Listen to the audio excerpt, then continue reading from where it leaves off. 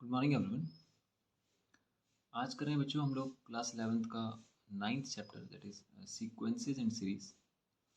और आज हम करेंगे 6th क्वेश्चन ऑफ एक्सरसाइज 9.2।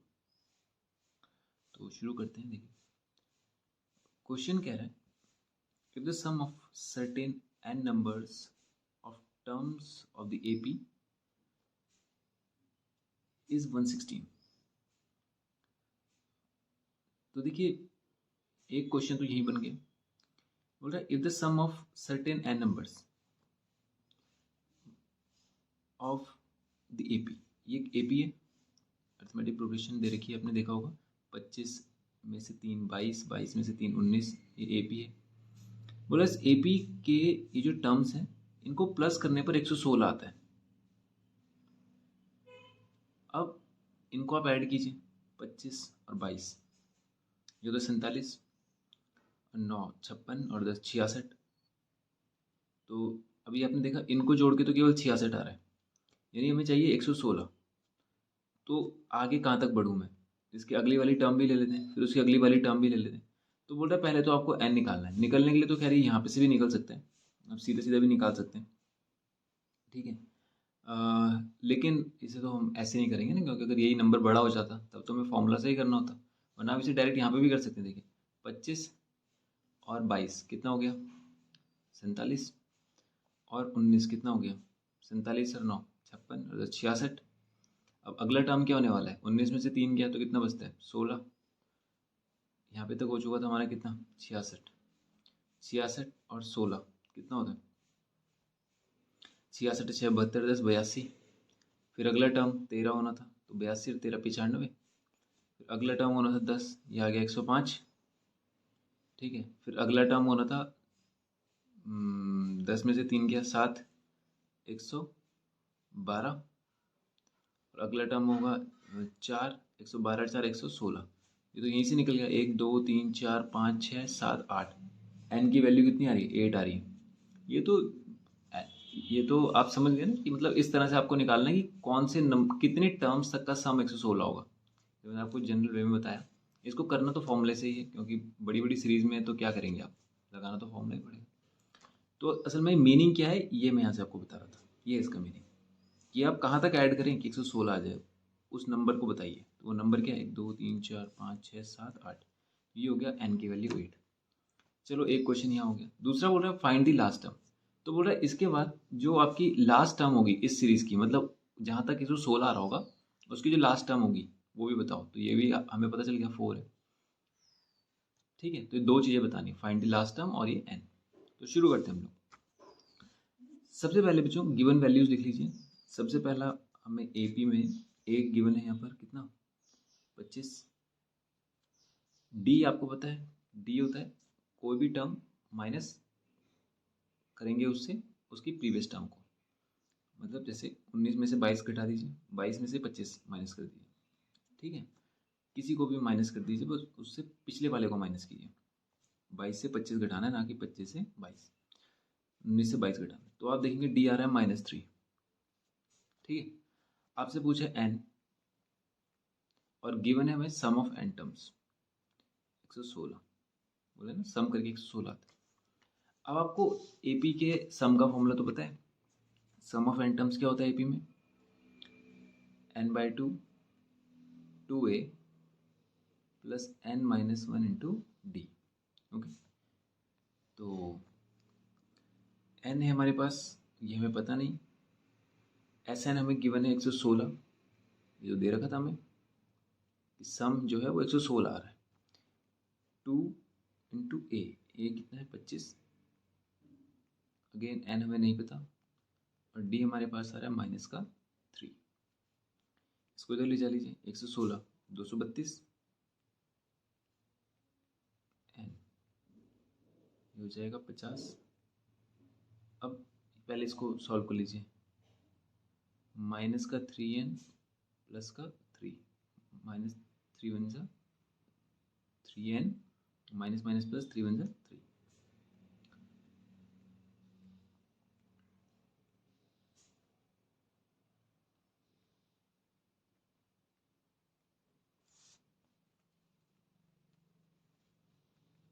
ये हो जाएगा n, अब ये दोनों प्लस के हैं तो 53 minus 3n,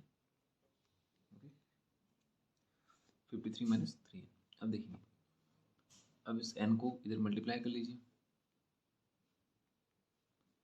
53n minus 3n square, इसको उठा के इधर लेके आ जाइए, 3n square minus 53n plus 232 is equals to 0। इन दोनों को उठा के हम इधर लेके आ गए, ठीक है। तो ये माइनस का था, ये प्लस का हो गया, ये प्लस का था, ये माइनस का हो गया, और ये तो यहीं पे था, इज इक्वल टू 0। अब देखिए बच्चे, ये क्वाड्रेटिक बन चुकी है, याद होगा आपको स्प्लिटिंग द मिडिल टर्म वाला जो फॉर्मूला आप लगा देते हैं 9th क्लास में शुरू किया था, ये वाले क्वेश्चंस करने, याद है? 3n square minus 53n plus 232, first last को मल्टीप्लाई करते थे, फर्स्ट लास्ट मतलब स्क्वायर वाली टर्म और नॉन स्क्वायर वाली टर्म, वो नॉन वेरिएबल वाली टर्म, तो इनको मल्टीप्लाई करेंगे 232 इंटू 3, तो कितना हो जाएगा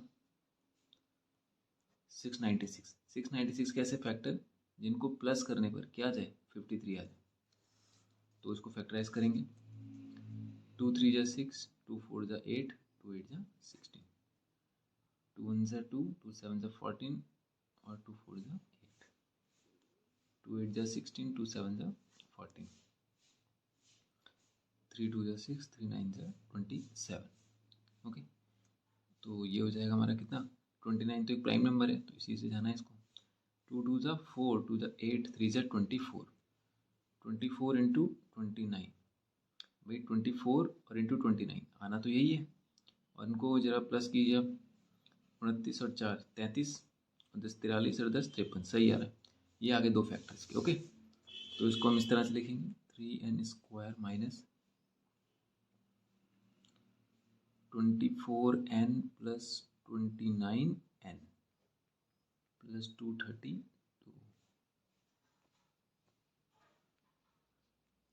3n square minus 24n minus से ब्रैकेट खोल दीजिए, 29n plus 232 is equal to 0। यहाँ पे से 3 और n कॉमन आ रहा है, देखिए दो दो के पेयर बना लीजिए, इसमें से 3 भी और n भी कॉमन आ रहा है, तो यहाँ बचेगा n माइनस 3 8 जा 24 माइनस, अब देखिए 29 इंटू कितना आ रहा था,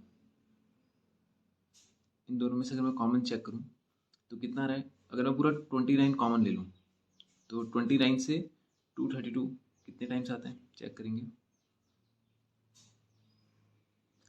मैं सीधा 8 टाइम्स ही चेक कर रहा हूँ, 8 9 जा 72, 7 8 2 जा 16, 16 और 7 कितना होता है 23, बिल्कुल सही आ रहा है। मैंने 8 टाइम्स इसलिए चेक किया क्योंकि आपको पता होगा ये दोनों एक जैसे पेयर बनने होते, तो यहाँ 8 आ रहा था तो मैंने पहले चेक कर लिया 8 से क्या हो रहा है, बिल्कुल सही है।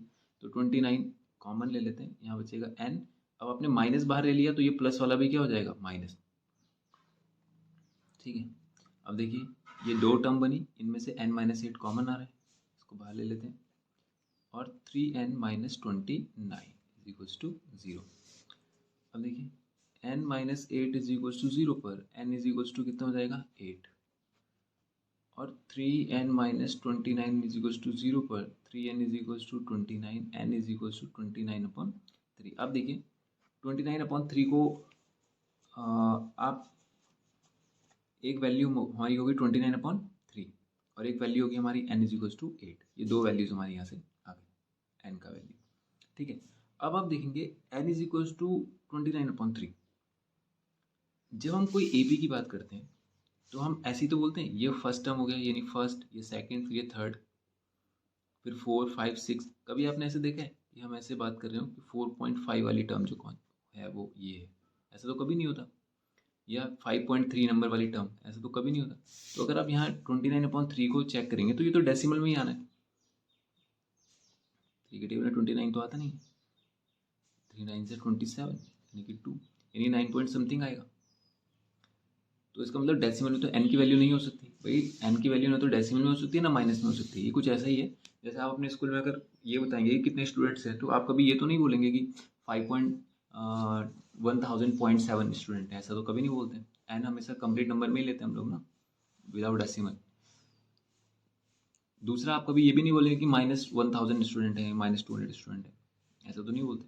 तो एन की वैल्यू तो माइनस में नहीं होगी और एक कभी डेसिमल में नहीं होगी, तो ये वैल्यू तो हमारे लिए हो गई कोई काम की नहीं है, मतलब इसको तो हम नहीं लेंगे और ये हमारा हो जाएगा आंसर, क्योंकि एन का वैल्यू 8, ये तो हम यहाँ से भी निकाल चुके थे, देखो यहाँ से हम प्रूव कर चुके थे। एन की वैल्यू कितनी है 8, तो यहाँ से ये वाला हमारा आंसर होगा। अब ये तो आ गई एन की वैल्यू। अब हमसे पूछा था लास्ट टर्म निकालिए। देखिए लास्ट टर्म बोले तो उसका फॉर्मूला भी वही होता है जो ए एन वाली टर्म का होता है, और फॉर्मूला होता है A plus N minus one into D. अब लास्ट टर्म हमें फाइंड करना है। ए हमें पता है कितना है 25, प्लस एन टोटल कितने आ गए 8, 8 माइनस 1, और डी कितना आ गया था -3, तो 25 और प्लस ये कितना हो जाएगा 7 इंटू -3, तो कितना आ जाएगा 25 प्लस 7 3 जा 21, तो आ जाएगा 25 में से 21 गया, तो कितना बचा 4। देखिए तो लास्ट टर्म की वैल्यू कितनी है 4, ये तो यहाँ से भी हम देख चुके थे ना। ठीक है, तो ये हो गया हमारा क्वेश्चन नंबर 6 कंप्लीट। अब करते हैं क्वेश्चन नंबर 7। ठीक है, देखते बच्चों क्वेश्चन नंबर 7 क्या है। Find the sum of n terms of the AP whose k term is 5k plus 1।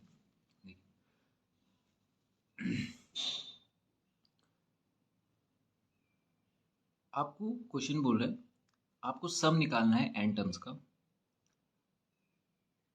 उस AP की जिसकी k वाली टर्म ये दे रखी है आपको। ठीक, देखिए k टर्म का ये मतलब है कि कोई टर्म है AP में k नंबर पर, k पोजीशन, जैसे बोलते हैं ना फर्स्ट पोजीशन पे, सेकंड पोजीशन पे, थर्ड पोजीशन पे।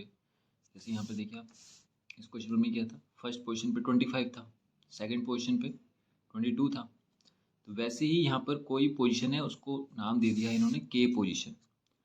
तो के पोजीशन पे जो टर्म है उसका वैल्यू है 5k प्लस 1। जैसे फर्स्ट पोजीशन पे 25 था तो के पोजीशन पे 5k प्लस 1 होगा, ऐसा बोल रहा है। तो आपको उस AP की n टर्म्स का सम निकालना होगा। ठीक है, जिसकी के पोजीशन पे 5k प्लस 1। अब देखिए बच्चों, ये आप ऐसा समझिए ये जो के टर्म के लिए वैल्यू दिया गया है ये असल में फॉर्मूला गिवन है। ये इस AP की किसी भी टर्म को निकालने का फॉर्मूला गिवन है, आप ये मानिए। ठीक है, जैसे मान लीजिए मैं बोल रहा हूँ के टर्म, यहाँ पे के पोजीशन पे जो टर्म है उसका वैल्यू है कितना 5k प्लस 1। इट मीन्स अगर आप वन पोजीशन फर्स्ट पोजीशन के लिए टर्म निकालेंगे तो उसके लिए ये फॉर्मूला है, सेकंड पोजीशन के लिए इसी फॉर्मूले से आ जाएगा। ये एक तरह का फॉर्मूला है जिससे आपकी पूरी AP आ जाएगी।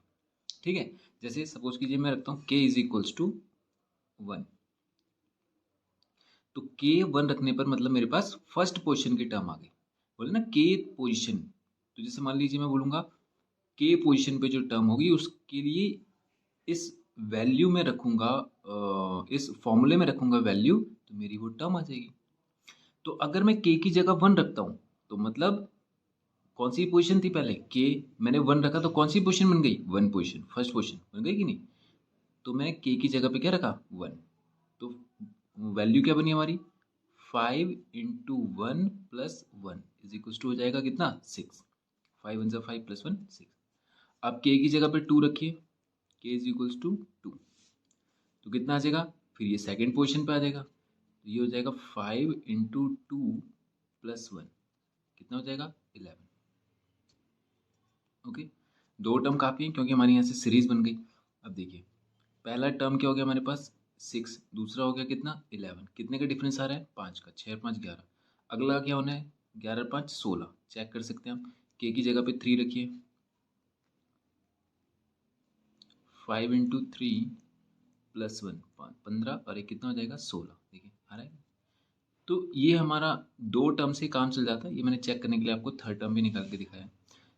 तो यहाँ से वैल्यू उठा लीजिए, ए का वैल्यू कितना आ रहा है 6, डी कितना है 5। ओके, और हमसे पूछा है कि n टर्म्स का आपको सम निकालना है।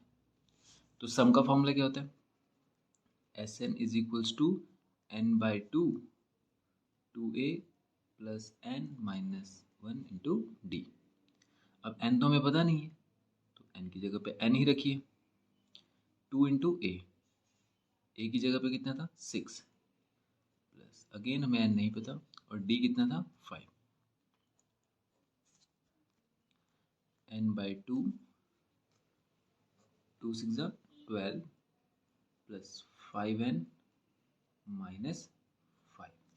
ओके, ये हो जाएगा n बाई 2, 12 में से 5 गया 7, 5n minus sorry 5n plus 7, 12 minus 5 7, और ये प्लस का 7, तो ये आ जाएगा हमारा n टर्म का सम।